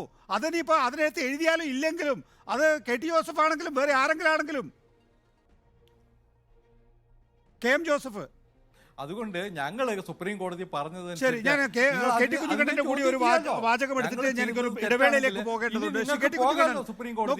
വളരെ സുപ്രധാനമായ ഘട്ടത്തിലാണ് ഒരു തെരഞ്ഞെടുപ്പ് കമ്മീഷണർ ഇപ്പോൾ രാജിവെച്ച് ഒഴിഞ്ഞു പോകുന്നത്. അക്കാര്യത്തിൽ CPM ആശങ്ക പ്രകടിപ്പിച്ചിട്ടുണ്ട്. എന്തിനാണ് ആശങ്ക? എന്തുകൊണ്ട് രാജിവെച്ചു? അയാൾക്ക് മുകളിൽ സമ്മർദ്ദമുണ്ടായിട്ടുണ്ടോ? ഈ വിഷയങ്ങൾ 18ാം ലോക്സഭാ തെരഞ്ഞെടുപ്പിന്റെ മുമ്പിൽ നിന്ന് അത് നടത്തേണ്ട ഇലക്ഷൻ കമ്മീഷനിൽ ഇങ്ങനെ ഒരു അവസ്ഥ, ഒരു അനിശ്ചിതത്വം ഉണ്ടാകുമ്പോൾ സ്വാഭാവികമായും അത് വലിയ ആശങ്കയാണ്. രാഷ്ട്രത്തിന്റെ ആശങ്കയാണ്. നമ്മുടെ ഭരണഘടന നിലനിൽക്കണമോ എന്ന ആശങ്കയാണ്. നമുക്കെല്ലാവർക്കും അറിയാമല്ലോ, 2017-18 കാലത്ത് ഇലക്ഷൻ കമ്മീഷൻ നരേന്ദ്രമോദിയുടെ ഇലക്ട്രൽ ബോണ്ട് നീക്കത്തിനെതിരായിട്ട് ശക്തമായ നിലപാട് സ്വീകരിച്ചിട്ടുണ്ട്. SPIയെ പോലെ തന്നെ ഇലക്ഷൻ കമ്മീഷനും ഇലക്ട്രൽ ബോണ്ടിൽ ഒരുപാട് ആശങ്കയും അവരുടെ ഡിസന്റും രേഖപ്പെടുത്തിയിട്ടുണ്ട്. ഇപ്പൊ എന്താണ്? കഴിഞ്ഞ ഫെബ്രുവരി 16 വിധി അനുസരിച്ച് ഇലക്ട്രൽ ബോണ്ടുമായി ബന്ധപ്പെട്ട മുഴുവൻ വിവരങ്ങളും SPI സമർപ്പിക്കേണ്ട മാർച്ച് 6 ആ സമയത്താണ് SPIയിൽ വലിയ സമ്മർദ്ദം ചെലുത്തുന്നത്. ഇലക്ഷൻ കമ്മീഷനിൽ മാത്രമല്ല, നരേന്ദ്രമോദിയും അമിത്ഷായും സമ്മർദ്ദം ചെലുത്തുന്നത്. ഇവിടെ KVS എന്ത് പറഞ്ഞു കഴിഞ്ഞാലും SPIയിൽ വലിയ സമ്മർദ്ദമുണ്ടായി. ആ സമ്മർദ്ദത്തിന്റെ അടിസ്ഥാനത്തിലാണോ ഞങ്ങൾക്ക് ജൂൺ 30 വരെ സമയം തരണമെന്ന് പറഞ്ഞുകൊണ്ട് കോടതിയെ അവർ സമീപിച്ചത്? ഇതൊക്കെ നമുക്ക് എല്ലാവർക്കും അറിയാവുന്ന കാര്യമില്ലേ? അപ്പൊ ഭരണകൂട സംവിധാനങ്ങളെ ഉപയോഗപ്പെടുത്തി അവയൊക്കെ തന്നെ വലിയ സമ്മർദ്ദം മൂലം തങ്ങളുടെ പരിധിയിൽ നിർത്തുക എന്നതാണ് ഈ 10 വർഷക്കാലത്തെ മോഡി ഭരണത്തിന്റെ. ശബരിനാഥൻ, അരുന്ധതി റോയ് ചൂണ്ടിക്കാണിച്ചതുപോലെ നമ്മുടെ രാജ്യത്തിന് അതിൻ്റെ മോറൽ കോമ്പസ് നഷ്ടപ്പെട്ടിരിക്കുന്നു എന്നുള്ളതാണ്. ഇത്തരത്തിലുള്ള വിവാദങ്ങൾ, ഒരുപക്ഷെ ദുരൂഹമെന്ന് തോന്നുന്ന കാര്യങ്ങൾ, അത് സംഭവിച്ചു തീരുക എന്നല്ലാതെ അതിൻ്റെ ഉള്ളിലുള്ള കാര്യങ്ങൾ പോലും നമുക്ക് പുറത്തേക്ക് അറിയാൻ കഴിയുന്ന ഒരു വ്യവസ്ഥിതിയിലല്ല നമ്മൾ ജീവിക്കുന്നത്. നിർഭാഗ്യകരമായി അങ്ങനെ തന്നെയാണ് ഇപ്പോൾ ഇന്ത്യയിലെ കാര്യങ്ങൾ. നിങ്ങളൊന്ന് ആലോചിച്ചു, കഴിഞ്ഞ ഒരു 10 വർഷം കൊണ്ട് ഇവിടെയുള്ള കോൺസ്റ്റിറ്റ്യൂഷണൽ ബോഡീസിനെ എന്തുമാത്രം BJP സർക്കാർ അടക്കി വാഴുന്നു എന്നുള്ളത്. അത് സ്ഥാപനങ്ങളാവട്ടെ, അത് ഒരു പരിധിവരെ ചില ജുഡീഷ്യൽ ആയിട്ടുള്ള ബോഡികൾ ഉൾപ്പെടെ, അല്ലെങ്കിൽ കമ്മീഷനുകൾ ഉൾപ്പെടെ, ED ഉൾപ്പെടെ, CVC ഉൾപ്പെടെ, അല്ലെങ്കിൽ ഇപ്പോൾ പറഞ്ഞ ഇലക്ഷൻ കമ്മീഷന്റെ ഉൾപ്പെടെ, അല്ലെങ്കിൽ യൂണിവേഴ്സിറ്റികളിൽ ഫിലിം ഇൻസ്റ്റിറ്റ്യൂട്ട് പോലത്തെ സ്ഥാപനങ്ങളെല്ലാം അടക്കി വാണ് സ്വന്തം ആളുകളെ തിരികെ കയറ്റുന്ന ഒരവസ്ഥയിലേക്ക് എത്തിയിരിക്കുകയാണ്. അതോടൊപ്പം തന്നെ ജഡ്ജിമാരായിരുന്ന ആളുകൾ തന്നെ അവർ പിറ്റേ ദിവസം അല്ലെങ്കിൽ ഒരാഴ്ച കഴിഞ്ഞ് BJPയുടെ രാജ്യസഭാ നോമിനികളാവുകയാണ്. പ്രധാനപ്പെട്ട കേസുകൾ ബാധിച്ച ജഡ്ജികൾ ഉൾപ്പെടെയുള്ളത്. അപ്പോൾ എല്ലാ സ്ഥാപനങ്ങളെയും അവർ കൈയടക്കിയിരിക്കുന്നു. അതോടൊപ്പം ഇലക്ഷന്റെ ഒരു പർവ്യൂ, നേരത്തെ നികേഷ് പറഞ്ഞ ഒരു പോയിന്റിൽ നിന്ന് ഞാൻ മുന്നോട്ട് കൊണ്ടുപോവുകയാണ്. ഇപ്പോൾ നമ്മൾ വെറുതെ ഒന്ന് TV ഇടുകയാണെങ്കിൽ, ഒരു FM സ്റ്റേഷൻ ഇടുകയാണെങ്കിൽ, എല്ലാ 10 മിനിറ്റും നരേന്ദ്രമോദിയുടെ മോദിക്ക് ഗ്യാരണ്ടി എന്നുള്ള രാഷ്ട്രീയ പരസ്യം വരികയാണ്. പക്ഷെ അതൊന്നും BJP ഇപ്പോൾ കൊടുക്കുന്ന പരസ്യങ്ങളല്ല, കാരണം ഇലക്ഷൻ തുടങ്ങിയിട്ടില്ലല്ലോ. അപ്പോൾ സർക്കാർ പരസ്യങ്ങൾ, സാധാരണ സർക്കാർ പരസ്യങ്ങളും പ്രധാനമന്ത്രിയുടെ സർക്കാർ പരസ്യവും പാർട്ടി പരസ്യവും തമ്മിൽ വ്യത്യാസമുണ്ട്. ഇപ്പോൾ ആ ഒരു രേഖയില്ല. പാർട്ടി പരസ്യങ്ങൾ തന്നെയാണ് സർക്കാർ പരസ്യങ്ങളായിട്ട് കൊടുക്കുന്നത്. ഈ മോദിക്ക് ഗ്യാരണ്ടി എന്നുള്ളത് BJPയുടെ ഇലക്ഷൻ ക്യാമ്പയിനാണ്. ആ ക്യാമ്പയിൻ വാക്കുകൾ മോദിയുടെ സ്വരത്തിൽ ഇപ്പോൾ എല്ലാ FM ചാനലിലും, TV ഇട്ടാലും, നമ്മൾ യൂട്യൂബ് ഓൺ ചെയ്താലും, സോഷ്യൽ മീഡിയയിൽ പോയാലും, അപ്പോൾ ഇലക്ഷൻ പ്രഖ്യാപിക്കുന്നവരെ സർക്കാർ സംവിധാനങ്ങൾ ഉപയോഗിച്ചുകൊണ്ട് അതിനെക്കുറിച്ചൊന്നും ഇലക്ഷൻ കമ്മീഷന് പരാമർശിക്കാൻ കഴിയാത്തൊരവസ്ഥയിൽ നിൽക്കുകയാണ്. അപ്പോൾ എൻ്റെ ഭയം, ഈ പറഞ്ഞതുപോലെ താൽക്കാലികമായിട്ടെങ്കിലും ഈ പറഞ്ഞ പുതിയ ഇലക്ഷൻ കമ്മീഷണറെ വെക്കുമ്പോൾ അതും വീണ്ടും BJPക്ക് യെസ് പറയുന്ന ഒരാളെ വെക്കുകയാണെങ്കിൽ, കാരണം ആ കമ്മിറ്റിയിലുള്ള 3 ആളുകൾ, പ്രധാനമന്ത്രി, പ്രതിപക്ഷ നേതാവ്, അതോടൊപ്പം മറ്റൊരു ക്യാബിനറ്റ് മന്ത്രി. അപ്പോൾ അങ്ങനെ ഒരു കമ്മിറ്റി കൂടിയിട്ട് തന്നെ കാര്യമില്ല, കാരണം 2 ആളുകൾ സർക്കാർ അനുകൂലമായിട്ടുള്ള ആളുകളാണ്. പണ്ട് ചീഫ് ജസ്റ്റിസ് ആണെങ്കിൽ സ്വതന്ത്ര അഭിപ്രായം ഉണ്ടായേനെ, ഒരുപക്ഷെ ചീഫ് ജസ്റ്റിസും പ്രതിപക്ഷ നേതാവിനും ഒരേ അഭിപ്രായം ഉണ്ടായേനെ. അപ്പോൾ അതിനൊരു സ്കോപ്പേ ഇല്ല. അപ്പോൾ ഇഷ്ടമുള്ള ആളെ തിരികെ കയറ്റുകയാണെങ്കിൽ, ഇലക്ഷൻ എന്ന് പറഞ്ഞ ഏറ്റവും, ഞാൻ പറഞ്ഞില്ലേ, ഇന്ത്യയിൽ ഇലക്ഷൻ കമ്മീഷൻ വളരെയധികം സാങ്ക്ടിറ്റി ഉള്ള ഒരു സംവിധാനമാണ്. ഇന്ത്യയിലെ മാത്രമല്ല മറ്റെത്രയോ രാജ്യങ്ങൾക്ക് വേണ്ടി ഇലക്ഷൻ സംവിധാനത്തെ നമ്മൾ ഇന്ത്യൻ ഇലക്ഷൻ കമ്മീഷണർ അപ്പോയിന്റ് ചെയ്തിട്ടുണ്ട്. അപ്പം ആദ്യത്തെ ഇലക്ഷൻ നടത്തി ഞാൻ പറഞ്ഞ സുകുമാർ സെൻ മുതൽ ശ്രീ ശേഷൻ അടക്കമുള്ള ആളുകൾ, പിന്നെ വന്ന ആളുകളുടെയൊക്കെ ഇത്രയും പ്രധാനപ്പെട്ട ഒരു വളരെ എന്താ പറയുക, റെസ്പെക്റ്റോടെ ജനങ്ങൾ കാണുന്ന ഒരു സംവിധാനത്തെയും കൂടെ ഇവർ പിടിച്ചടക്കുകയാണെങ്കിൽ ഇപ്പോഴൊന്നും പറയാൻ കഴിയുകയില്ല.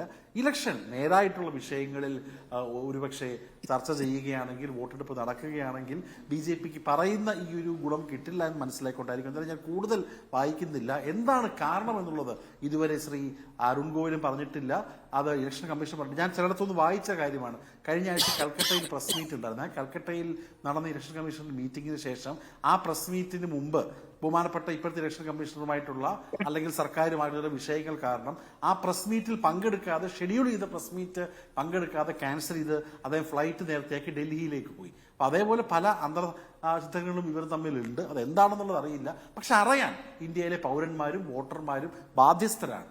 ഏറ്റവും കൂടുതൽ നമ്മൾ സുശക്തമായി കാണുന്ന ഇലക്ഷൻ സംവിധാനത്തെയൊക്കെ ഇത്തരത്തിൽ ഡൈല്യൂട്ട് ചെയ്യുകയാണെങ്കിൽ അതറിയാനുള്ള അറിയിക്കാനുള്ള ബാധ്യത സർക്കാരിനും അറിയാനുള്ള ചുമതല സാധാരണക്കാരായ ജനങ്ങൾക്കുമുണ്ട്. എനിക്ക് നാളെ ഇനി പെട്ടെന്ന് കമ്മിറ്റി കൂടും. ശ്രീ അധിർ രഞ്ജൻ ചൗധരിക്കൊക്കെ അതിൻ്റെ ഒരു കത്ത് പോയിട്ടുണ്ട് എന്നുള്ളത് ഞാനിപ്പോൾ മനസ്സിലാക്കുന്നത്. കത്ത് കൂടി ഒരാളെ നാളെ വെക്കും. പക്ഷെ അതല്ല, എന്തുകൊണ്ട് ഇദ്ദേഹം മാറി എന്നുള്ളത് അത് പ്രധാനപ്പെട്ടൊരു വിഷയം തന്നെയാണ്, പ്രത്യേകിച്ച് ഒരു ഇലക്ഷൻ പടിവാദിക്കൽ നിൽക്കുമ്പോൾ. നോക്കൂ ശ്രീ KV എസ് ഹരിദാസ്, ആശങ്കകൾ സ്വാഭാവികമാണല്ലോ. ആ ആശങ്ക രാഷ്ട്രീയ പാർട്ടികളെല്ലാം ഉന്നയിക്കുകയും ചെയ്തിട്ടുണ്ട്. പക്ഷേ നേരത്തെ ചൂണ്ടിക്കാണിച്ചതുപോലെ ഒരാശങ്കയ്ക്കും പരിഹാരമില്ല എന്ന് മാത്രമല്ല, അത് കേട്ട ഭാവം പോലും നടിക്കുന്നില്ല എന്നുള്ളത് ഈ ഒരു കാലഘട്ടത്തിൻ്റെ മാത്രം പ്രത്യേകതയല്ലേ? ഇപ്പോൾ VVPAT ഞാൻ ആവർത്തിക്കണ്ടല്ലോ, ഒരിക്കൽ പറഞ്ഞതല്ലേ, VVPAT വിഷയത്തിൽ ഇന്ത്യ ബ്ലോക്ക് ആകെ തന്നെയാണ്, ഏതെങ്കിലും ഒരു രാഷ്ട്രീയ പാർട്ടി മാത്രമല്ല, ഇന്ത്യ ബ്ലോക്ക് ആകെ തന്നെയാണ് തെരഞ്ഞെടുപ്പ് കമ്മീഷനോട് ഒരു അപ്പോയിൻമെൻറ്റ് ചോദിച്ചത്. 8 മാസമായി കൊടുത്തിട്ടില്ല. ഈ വളരെ സങ്കീർണമായ ഇത്തരം വിഷയങ്ങളിൽ, അതായത് BL-ഉം ECOI-ലും ഒക്കെ തന്നെയും ഡയറക്ടർമാരായി BJPക്കാരെ വെക്കുന്നത്, താങ്കൾ നേരത്തെ ഇതാ ഓരോന്നും ലിസ്റ്റ് ചെയ്ത് മറുപടി പറയാമെന്ന് പറഞ്ഞിട്ട് ഇതൊന്നും മറുപടി പറയാതെ വിടുകയാണ് ചെയ്തിട്ടുള്ളത്. ഞാൻ ആവർത്തിക്കേണ്ടി വരുന്നു അതൊക്കെ. KVS അല്ല നികേഷേ, ഞാൻ ഒരു കാര്യം ആദ്യമേ സൂചിപ്പിക്കാം. നമ്മുടെ തെരഞ്ഞെടുപ്പ് കമ്മീഷൻ ഒരു പ്രൊഫഷണൽ സംവിധാനമാണ്. നികേഷ് ഡൽഹിയിൽ ഒരുപാട് കാലം പ്രവർത്തിച്ചിട്ടുള്ള ആളല്ലേ? എത്ര സിസ്റ്റമാറ്റിക് ആയിട്ടാണ് നമ്മുടെ കമ്മീഷൻ പ്രവർത്തിക്കാറുള്ളത്? അതിൻ്റെ തലപ്പത്ത് ഒരാളുണ്ടെങ്കിലും രണ്ടാളുണ്ടെങ്കിലും മൂന്നാളുണ്ടെങ്കിലും അതിനൊരു ഒരു പ്രൊഫഷണൽ സംവിധാനം നമുക്കുണ്ട്. അത് ഓൾ ഓവർ ഇന്ത്യ പ്രവർത്തിക്കുന്ന സംവിധാനമാണ്. ഇപ്പം കേരളത്തിൽ തെരഞ്ഞെടുപ്പ് പ്രവർത്തനം നടത്തുന്നത് കേരളത്തിലെ സർക്കാർ ജീവനക്കാരെ വെച്ചിട്ടല്ലേ?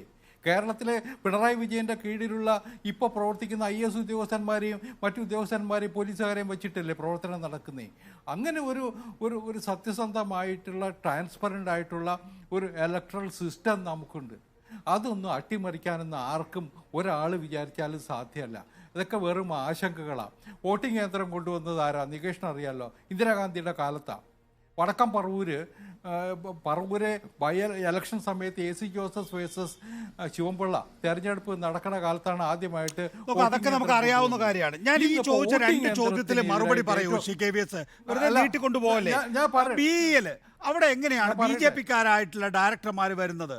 2, എന്ത് മര്യാദയാണ് ഈ ഇലക്ട്രൽ ബോണ്ടിന്റെ കാര്യത്തിനകത്ത്? 3 ആഴ്ച പിന്നിടുമ്പോഴാണ് SBI സുപ്രീം കോടതിയിൽ കൊണ്ടുപോയി ഒരു ഇൻഡാസ് കൊടുക്കുന്നത്. എന്നിട്ട് പറയാണ് ജൂൺ 30 വരെ വരണമെന്ന്. സുപ്രീം കോടതി വിധിയുടെ അന്തസത്ത അതോടുകൂടി കഴിഞ്ഞില്ലേ? ജൂൺ 30 ഡേറ്റ് അംഗീകരിക്കുകയാണെങ്കിൽ 60 കോടി അക്കൗണ്ടുകളുള്ള ഒരു ബാങ്കിനെ സംബന്ധിച്ചിടത്തോളം 28,000 എൻട്രികൾ പരിശോധിച്ച് 2 ദിവസത്തിനുള്ളിൽ കൊടുക്കാൻ കഴിയില്ല എന്ന് പറയുന്നത് എന്ത് മര്യാദയാണ് KVS?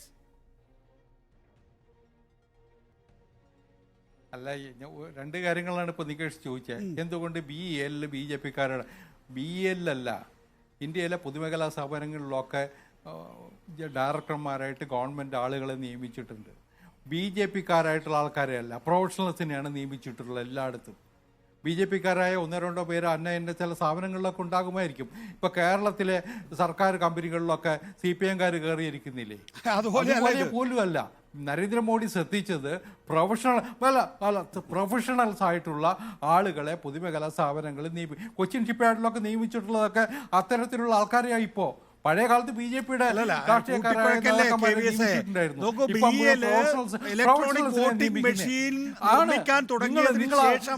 ഇതാദ്യമായിട്ടാണ് സ്വതന്ത്ര ഡയറക്ടർമാരായി ഒരു രാഷ്ട്രീയ പാർട്ടിയുടെ പ്രതിനിധികൾ വരുന്നത്. KVS അറിയാം. KVS വെറുതെ തെറ്റിദ്ധരിപ്പിക്കുകയാണ്. അല്ല നികേഷ് വെറുതെ തെറ്റിദ്ധാരണ ഉണ്ടാക്കണ്ട. ഞാൻ ചോദിക്കണത്, ഈ BJP-യുടെ ഒരു ഡയറക്ടർ ഉണ്ടായെന്ന് വിചാരിച്ചിട്ട് അവിടെ നിന്ന് ഇറങ്ങുന്ന ഈ വോട്ടിംഗ് യന്ത്രം ഉപയോഗിച്ചിട്ടല്ലേ കേരളത്തിൽ തെരഞ്ഞെടുപ്പ് നടത്തിയത്, നിയമസഭാ തെരഞ്ഞെടുപ്പ് നടത്തിയത്? അവിടെ CPM ജയിച്ചില്ലേ? അന്ന് നിങ്ങൾക്ക് പരാതിയില്ലായിരുന്നല്ലോ. കോൺഗ്രസ് രാജസ്ഥാനിലൊക്കെ പഴയ നടക്കില്ല എന്നുള്ള കാര്യം നിങ്ങൾക്ക് നല്ല വ്യക്തതയോട് പറയാം. നടത്തേണ്ട സ്ഥലങ്ങളിൽ നടത്താൻ വേണ്ടി തന്നെ ആയിരിക്കണം എന്ന് ആശങ്കപ്പെടാൻ ജനാധിപത്യ വിശ്വാസികൾക്ക് കഴിയും. KVS അല്ലാതെ നിങ്ങൾ ഈ പറയുന്ന ഉടായ്പകൾ മുഴുവൻ ഈ തെരഞ്ഞെടുപ്പ് കമ്മീഷനുമായി ബന്ധപ്പെട്ട് നടത്തുന്നത് എന്തിനെന്ന് പറഞ്ഞതാ?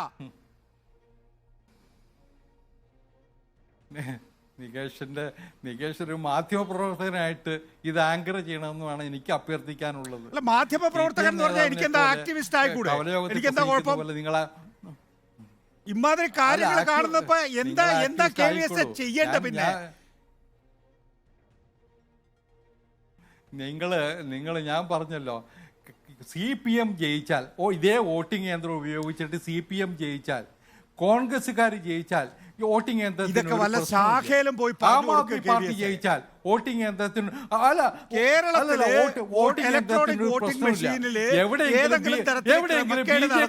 ഒരു BJP-ക്കാരനെ ജയിപ്പിക്കാൻ നിങ്ങൾക്ക് കഴിയുമോ? ഒരു ഇലക്ട്രോണിക് വോട്ടിംഗ് മെഷീനിൽ ടാമ്പർ ചെയ്താൽ തന്നെ പറ്റുമോ? പറ്റില്ലല്ലോ.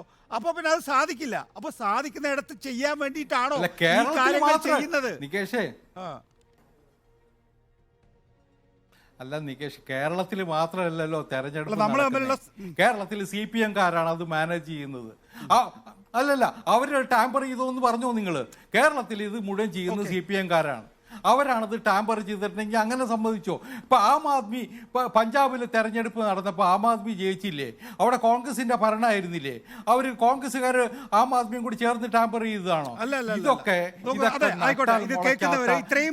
വെറും ആരോപണങ്ങൾ. തെരഞ്ഞെടുപ്പിൽ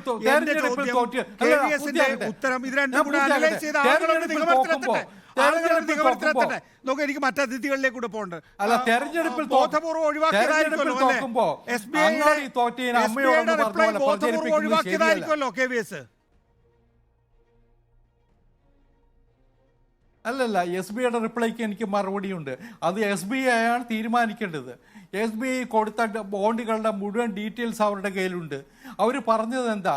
ഇപ്പം ഞാൻ വന്ന് ബോണ്ട് വാങ്ങി, ഞാൻ കൊടുത്ത ബോണ്ട് ഏത് രാഷ്ട്രീയ പാർട്ടിയാണ് ക്യാഷ് ചെയ്തതെന്ന് അറിയാൻ സമയമെടുക്കുന്നു അത് ലിസ്റ്റ് ചെയ്യാനായിട്ട്. ആ താമസം മാത്രമേ ഉള്ളൂ. നിങ്ങൾ കൊടുത്തിട്ടുള്ള ബോണ്ടുകളുടെ മുഴുവൻ ഡാറ്റ അവരുടെ കയ്യിലുണ്ട്. അത് കളക്ട് ചെയ്തപ്പോൾ അത് CPM-നാണോ കൊടുത്തത്, കോൺഗ്രസിനാണോ കൊടുത്തത്, ആം ആദ്മിക്കാണോ കൊടുത്തത്, അതിൻ്റെ ഡീറ്റെയിൽസ് കളക്ട് ചെയ്ത് വന്നത് അത് വെരിഫൈ ചെയ്യാൻ സമയം വേണം എന്നാണ് സുപ്രീം കോടതിയിൽ അവർ പറഞ്ഞിട്ടുള്ളത്. സുപ്രീം കോടതി തീരുമാനിക്കട്ടെ എന്ന്. അവർ 15-ാം തീയതി ഇരിക്കുന്നുണ്ടല്ലോ, നാളെ ഇരിക്കുന്നുണ്ട് സുപ്രീം കോടതിയുടെ ബെഞ്ച്. അവർ തീരുമാനിക്കട്ടെ. സുപ്രീം കോടതി അത് അനുവദിക്കുമെങ്കിൽ അനുവദിക്കട്ടെ, ഇല്ലെങ്കിൽ SBIക്കെതിരായിട്ട് നടപടിയെടുക്കട്ടെ. നിയന്ത്രണത്തിലുള്ള ബാങ്കിന് ഇച്ചിരി ഉളുപ്പ് വേണ്ടേ ഇങ്ങനെ ഒരു സാധനം കൊടുക്കാൻ? 3 ആഴ്ച കഴിയുമ്പോഴേക്ക് പോയി ഒരു കടലാസ് കൊണ്ട് കൊടുക്കുകയാണ്, ഞങ്ങൾക്ക് ജൂൺ 30-ാം തീയതി വരെ സമയം വേണമെന്ന്. ഇത്തിരി ഉളുപ്പ്, ഇത്തിരി. അതൊക്കെ നിങ്ങൾക്ക് പറയാം. ആ ബാങ്കിന്റെ അധികൃതർ അതിന് മറുപടി പറഞ്ഞോളും കോടതിയിൽ. അവര് തീരുമാനിക്കട്ടെ, കോടതി അടിസ്ഥാനമാക്കിയായിരിക്കും കെ.ടി. കുഞ്ഞിക്കണ്ണൻ. നാളെ സുപ്രീം കോടതി ഞങ്ങളുടെ ബെഞ്ചിന്റെ വിധിയല്ലേ, അതിനി അട്ടിമറിക്കപ്പെട്ടാലും നിങ്ങൾക്ക് എന്താ പോലീസേ എന്ന് ചോദിച്ചാൽ ആ പോലീസുകാരെ മിണ്ടാണ്ടിരിക്കുക. അത്രേ ഉള്ളൂ കെ.ടി. കുഞ്ഞിക്കണ്ണൻ. അല്ല, അങ്ങനെയൊക്കെ നമ്മുടെ രാജ്യത്ത് സംഭവിക്കില്ല എന്ന് പറയാൻ പറ്റില്ല. എന്തും സംഭവിക്കാം. ഇത് മക്കന്റെ പോലെ എന്താണ്, ഇതൊരു ഏകാന്തതയുടെ 100 വർഷങ്ങളിൽ പറയുന്നത് പോലെ ഒരുപാട് ബാഹ്യ സമ്മർദ്ദങ്ങളും ബാഹ്യശക്തികളും ഒക്കെ കാര്യങ്ങളെ നിർണ്ണയിക്കുന്ന വളരെ അപകടകരമായ ഒരു ചരിത്രസന്ധിയിലാണ് നമ്മൾ എല്ലാവരും ഉള്ളത്. 2024 ഫെബ്രുവരി 15 വിധി ഇവിടെ KVS എന്ത് പറഞ്ഞാലും BJPക്ക് ഇവിടുത്തെ സംഘപരിവാർ പ്രസ്ഥാനത്തിന് അവർ അധികാരം ഉപയോഗിച്ചുകൊണ്ട് നടത്തിയിട്ടുള്ള നിരവധി നിഗൂഢതകളും കള്ളക്കളികളും പുറത്തു കൊണ്ടുവരുന്നതാണ്. ഇപ്പോ SPIയോട് പറഞ്ഞിരിക്കുന്ന വിവരങ്ങൾ അവർ ശേഖരിച്ച് ഇലക്ഷൻ കമ്മീഷൻ നൽകിക്കഴിഞ്ഞാൽ ഇലക്ഷൻ കമ്മീഷൻ അതിന്റെ മുകളിൽ നടപടിയെടുക്കേണ്ടി വരും. തീർച്ചയായിട്ടും നടപടിയെടുക്കേണ്ടി വരും. അങ്ങനെ വരികയാണെങ്കിൽ നികേഷേ, 2018 ഈ ഇലക്ട്രൽ ബോണ്ട് കൊണ്ടുവരുന്നതിന്റെ ഭാഗമായിട്ട് നമ്മുടെ ഫോറിൻ കോൺട്രിബ്യൂഷൻ റെഗുലേഷൻസ് ആക്ടില് ഭേദഗതി കൊണ്ടുവന്നില്ലേ? മുൻകാല പ്രാബല്യത്തോടുകൂടി ഭേദഗതി കൊണ്ടുവന്നില്ലേ?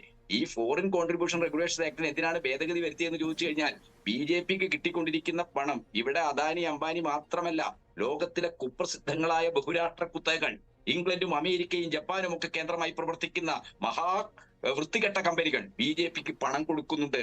അതൊക്കെ തന്നെ ഇലക്ട്രൽ ബോണ്ടായിട്ട് നിയമവൽക്കരിക്കാനാണ് 2018 മുതൽ 2017 മിസ്റ്റർ അരുൺ ജെയ്റ്റ്ലിയുടെ ബജറ്റ് പ്രസംഗത്തിലൂടെ അവതരിപ്പിക്കപ്പെടുകയും 2018 മുതൽ നമ്മുടെ രാജ്യത്ത് ആരംഭിക്കുകയും ചെയ്ത ഇലക്ട്രൽ ബോണ്ട്. ആ ഇലക്ട്രൽ ബോണ്ടുമായി ബന്ധപ്പെട്ട് സുപ്രീം കോടതി നടത്തിയിരിക്കുന്ന നിരീക്ഷണങ്ങൾ അത് ഭരണഘടനാ വിരുദ്ധമാണെന്നാണ്.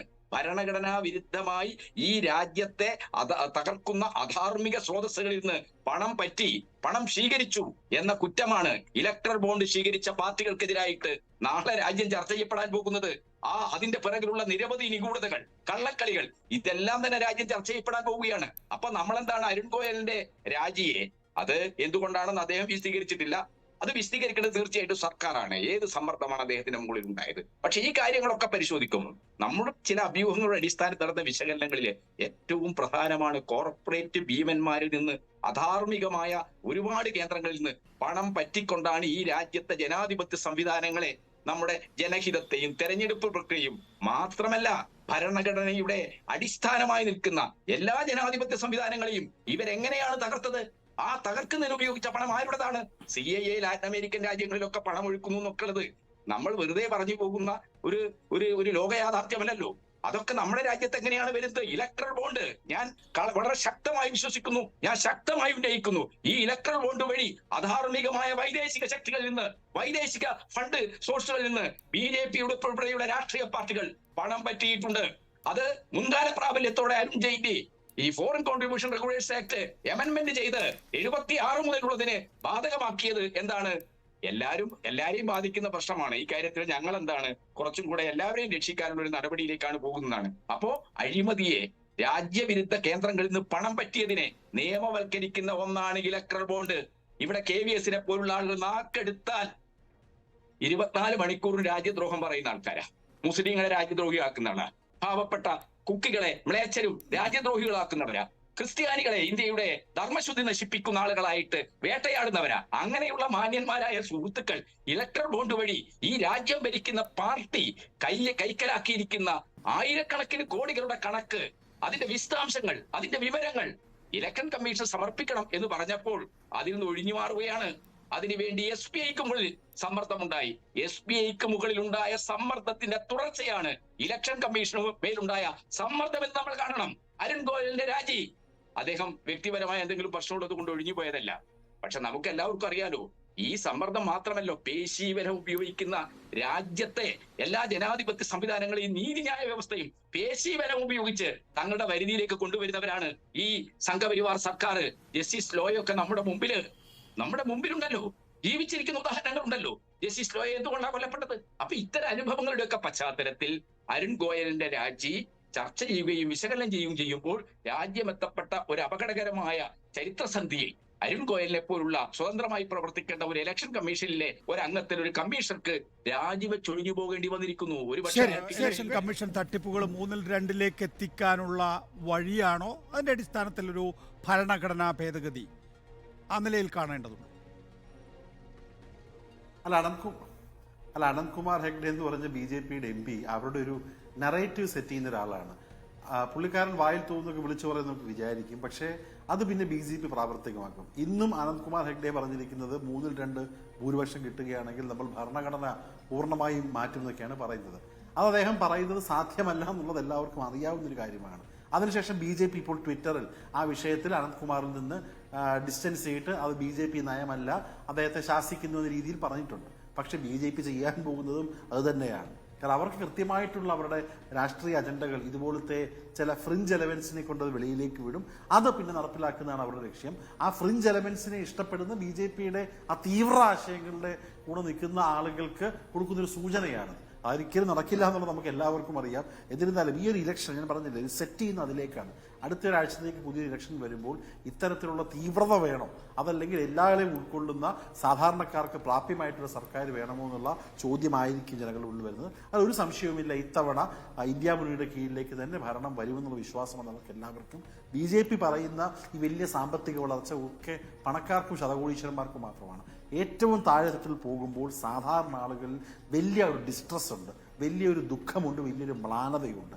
ഇന്ത്യയിലെ ഗ്രാമങ്ങളിൽ ചെല്ലുകയാണെങ്കിൽ ആളുകളുടെ അവസ്ഥ പണ്ടത്തെക്കാളും മോശമായിട്ടുണ്ട്. അപ്പോൾ അങ്ങനെയുള്ള ജനങ്ങൾ, ഏറ്റവും അടിസ്ഥാന വർഗത്തിലുള്ള പാവപ്പെട്ട ആളുകളുടെ വോട്ട്, റൂറൽ ഡിസ്ട്രസിന്റെ ഒരു വോട്ട് ഇത്തവണ അവർക്ക് പ്രതീക്ഷ നൽകുന്ന ഇന്ത്യ മുന്നിലേക്ക് പോകും. ശതകോടീശ്വരന്മാരും മുകളിലേക്കുള്ള ആളുകളൊക്കെ തീർച്ചയായിട്ടും പറഞ്ഞ ആളുകൾ കോൺഗ്രസിനോടോ UPയോടോ നിൽക്കുമെന്ന് വിശ്വസിക്കുന്നില്ല. പക്ഷേ പാവപ്പെട്ട ആളുകൾ, ഈ നാട്ടിലുള്ള 90% ആളുകളുടെയും ജീവിതം കഴിഞ്ഞ 10 വർഷത്തെ BJP സർക്കാർ കൊണ്ട് താഴോട്ട് പോയിരിക്കുകയാണ്. ശരി, അവരുടെ വോട്ട് ഇന്ത്യ ബ്ലോക്ക് പ്രതീക്ഷിക്കുന്നു എന്നാണ് KS ശബരിനാഥൻ പറയുന്നത്.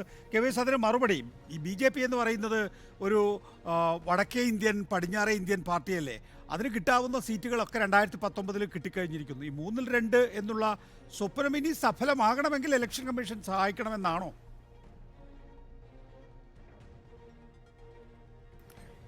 അല്ല നികേഷ്, ഇതൊക്കെ മലപ്പുറക്കാരൻ്റെ സ്വപ്നം പോലെ ചില ആൾക്കാർ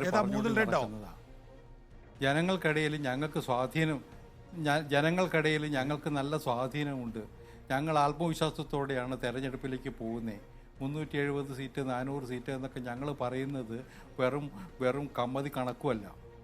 അതിനിടയ്ക്ക് ഒരു കാര്യം കൂടി പറയേണ്ടതുണ്ട്. എൻ്റെ സുഹൃത്ത് KT ഉന്നയിച്ചൊരു വലിയ ആക്ഷേപം, BJPക്കാർ വിദേശത്ത് നിന്ന് പണം പറ്റുക. ഈ ഇലക്ട്രൽ ബോണ്ടിൽ വന്നിട്ടുള്ള പണം മുഴുവൻ വിദേശത്ത് നിന്നാണ്. KT, ഒരു കാര്യം ഞാൻ പറയാം, ഈ ഇലക്ട്രൽ ബോണ്ട് സംബന്ധിച്ച മുഴുവൻ വിവരങ്ങളും പുറത്തു വരട്ടെ, ഞങ്ങൾക്കൊന്നും പേടിക്കാനില്ല.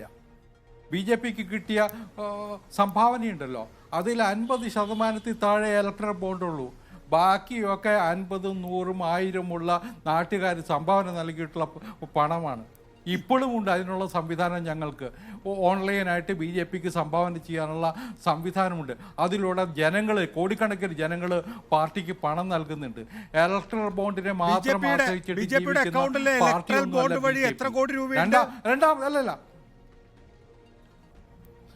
അല്ല പറയട്ടെ നികേഷ്, ഇടയ്ക്ക് ബേജാറാവല്ലേ?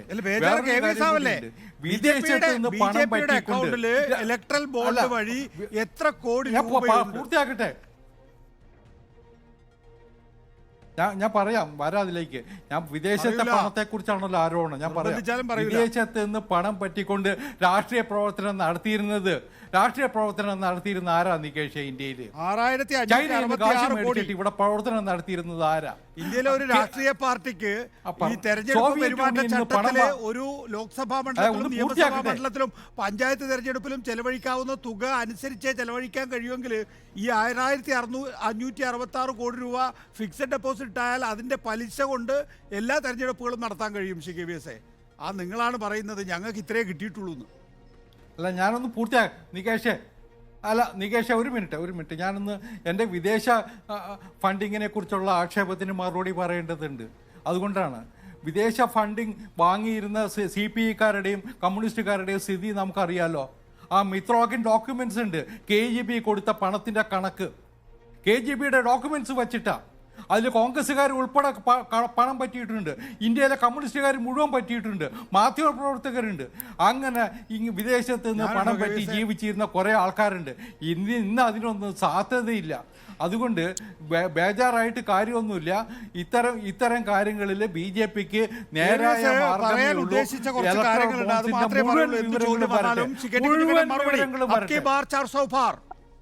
അല്ല KVS, അങ്ങനെ വിദേശ രാജ്യങ്ങളിൽ നിന്ന് വരുന്ന രാഷ്ട്രീയ പാർട്ടികൾക്ക് വരുന്ന സംഭാവന നിയമ വകുപ്പോ അല്ലെങ്കിൽ ധനകാര്യ വകുപ്പോ അതിന്റെ സംവിധാനങ്ങളോ പരിശോധിക്കാൻ പാടില്ല എന്ന ഭേദഗതിയാണ് നമ്മുടെ ഫോറിൻ കോൺട്രിബ്യൂഷൻ റെഗുലേഷൻ ആക്ടില് 2018 മിസ്റ്റർ അരുൺ ജെയ്റ്റ്ലി വരുത്തിയത്.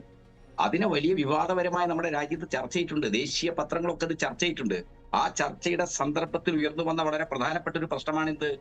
UK കേന്ദ്രമായി പ്രവർത്തിക്കുന്ന വേദാന്ത എന്ന് പറയുന്ന കമ്പനിയുടെ ഇന്ത്യൻ ഫ്രാഞ്ചൈസി, ഇന്ത്യൻ പുത്രികാ സ്ഥാപനം സ്റ്റെർലിംഗ് ഗ്രൂപ്പ്, ആ സ്റ്റെർലിംഗ് ഗ്രൂപ്പ് വഴി BJPയും കോൺഗ്രസും 100 കണക്കിന് കോടികൾ സംഭാവനകളായി പറ്റിക്കൊണ്ടിരിക്കുന്നതായിട്ടുള്ള ആരോപണം വന്നു.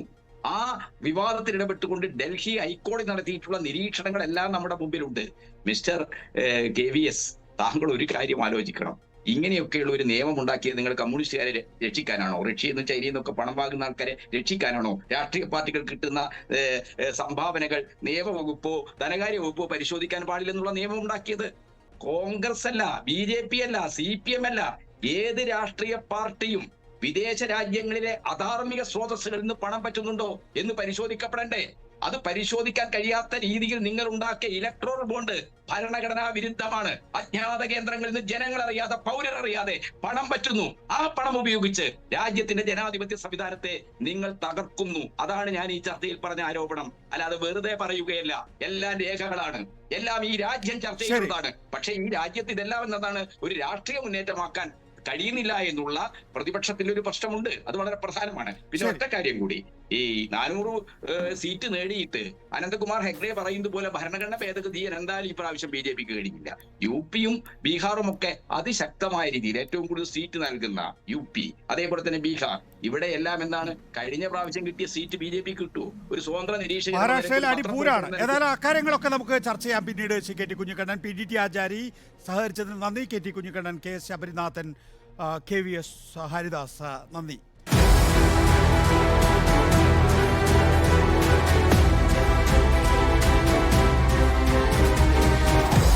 Debate with MV Nikesh Kumar.